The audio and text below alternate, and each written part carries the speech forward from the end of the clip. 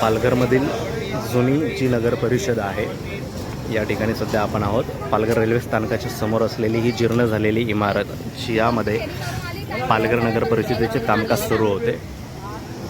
2 दिवसापूर्वी या इमारतीचा स्लॅब कोसळला होता। आपण पाहू शकत असाल कशा पद्धतीने हा स्लॅब जो आहे तो कोसळलेला होता। या ठिकाणी साधारण 5-6 गाळ्यांमध्ये दुकानं जी होती ती सुरू होती। आता मात्र त्यांना खाली करण्यात आलेलं आहे।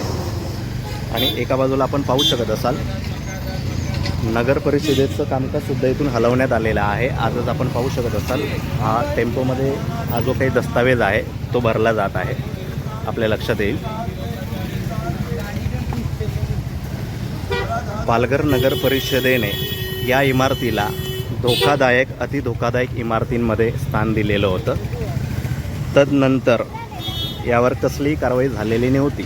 मात्र आता आपण पाहू शकत असाल स्लॅब कोसळला आणि आता या इमारतीवर कारवाई जी आहे ती सुरू झालेली आहे। आता या ठिकाणी सुरक्षेच्या दृष्टीने पत्र लावण्यात आलेलं आहे, आपल्या लक्षात येईल। आपण पाहू शकत असाल साधारण 2-3 माळ्याची ही जी बिल्डिंग आहे, इमारत आहे। याच ठिकाणी काही फेरीवाल्या महिला ज्या आहे त्या बसलेल्या असतात, आताही त्या बसलेल्या आहेत, आपल्या लक्षात येईल। ही नगर परिषदेची ही भिंत आपण पाहू शकत असाल। ज्या ठिकाणी या महिला बसलेल्या आहेत तिथून वरच हा जो स्लॅब आहे तो मोडकळीस आलेला आहे। आता हाही स्लॅब कधीही कोसळू शकतो। याकडे पालघर नगर परिषद कशा पद्धतीने पाहते हे पाहणं आता फार।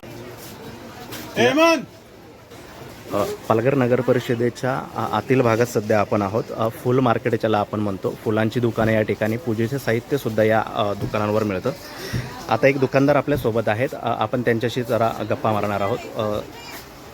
नमस्कार काका, काय सांगाल कधीपासून आपण हे दुकान चालवत आहात? पालघर नगर परिषदेच्या इमारतीमध्ये हे दुकान आहे। इमारत चालवण्यापासून चालू आहे। काय पालघर नगर परिषदेकडून तुम्हाला काही नोटीस देण्यात आली होती की दुकान खाली करण्यासाठी?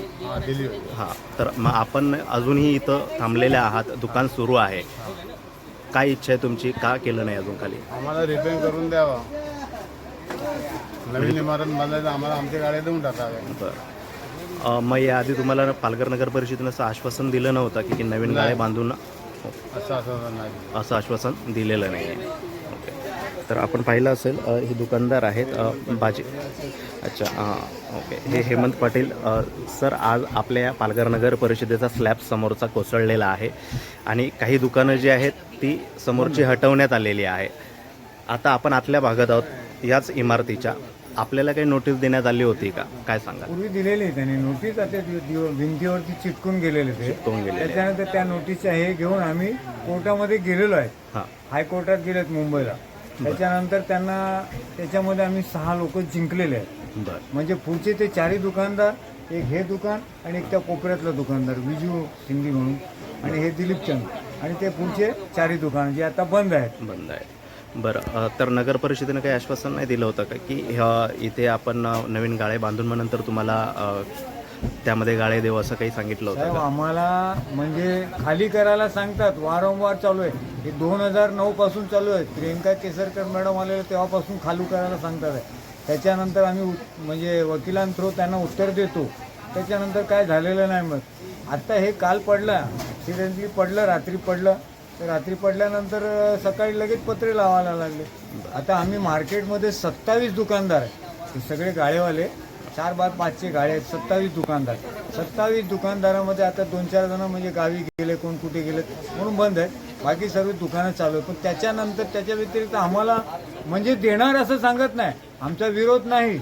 बिल्डिंगला वाढवण्याकरता म्हणजे 5 मजली बनवा, 10 मजली बनवा, मॉल बनवा, पण आम्ही ज्या परिस्थितीमध्ये 4x5 आम्ही धंदा करतो, आमचा उदरनिर्वाह करतो, ते आम्हाला द्यायचा विषयच नाही करत। किती वर्षापासून तुम्ही या इमारतीमध्ये आहात? आता मला 30-35 वर्ष झाली, मग माझे वडील 1955 पासून आहेत। आणि हा जो गृहस्थ आहे ना, ह्या गृहस्थांचे वडील की आपली 1938 पासूनची त्यांच्याकडे पावती आहे, 4 रुपये महिन्याचं भाडं पावती आहे ना। इथं दुकान किती का है रे, तेरा बाप बोला तू वकिलाकडे गेली नाही काय? ह्या माणसांचे यांचे वडील, आता यांच्या वडिलांचं वय आहे 68, 71 रनिंग हे बसतात आहे. त्याच्यानंतर आज जवळजवळ 35-40 वर्ष मला होतात. त्याच्यानंतर माझे वडील पावती आहे साहेब. ही पावती आहे 1938ची. जेव्हा भाजी मार्केट नव्हतं, पालघर मार्केट नव्हतं, गाव पंचायत होतं, गाव पंचायत, तेव्हाची ही पावती आहे. तेव्हा महिन्याला 4 रुपये भाडं होतं. तेव्हापासून आम्ही हे आहेत, महिन्याला भाडं 4 रुपये. त्याच्यानंतर आता माझे वडील 1955 पासून आले मार्केटमध्ये. तेव्हापासून आम्ही इकडे आहे.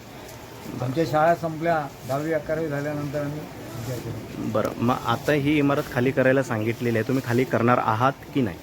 आमचा खाली करायचा काय हे नाही, किंवा बिल्डिंग तोडायचा पण नाही, किंवा बिल्डिंग बनवायला पण आमचा विरोध नाही आहे.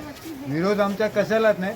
आमची एकच मागणी आहे की आम्हाला आमच्या जागेपुरता आमची जागा द्या, आमचा जेणेकरून उदरनिर्वाह चालेल, त्याच्यावरतीच आहे. बाकी आमच्याकडे काही नाही याच्या व्यतिरिक्त. धन्यवाद. तुम्ही मशालशी संवाद साधला. तर आपण पाहू शकत असाल भाजी मार्केटमध्ये साधारण 27 दुकानं आहेत. संपूर्ण परिसर मी तुम्हाला दाखवण्याचा प्रयत्न करतो. गेल्या 30 ते 35 वर्षापासून हे जे दुकानदार आहेत या ठिकाणी आपला व्यवसाय चालवत आहेत. नगर परिषदेकडून केवळ नोटीस दिली जाते खाली करण्याची, पण यानंतरची पुढची तजवीज काय हे मात्र सांगण्यात येत नाही आहे. आणि हीच नेमकी अडचण आज या व्यावसायिकांना झालेली आहे. याबद्दलचं सविस्तर वृत्त आणखी काही मिळतं आहे का, आपण मशालच्या माध्यमातून नक्कीच पाहणार आहोत.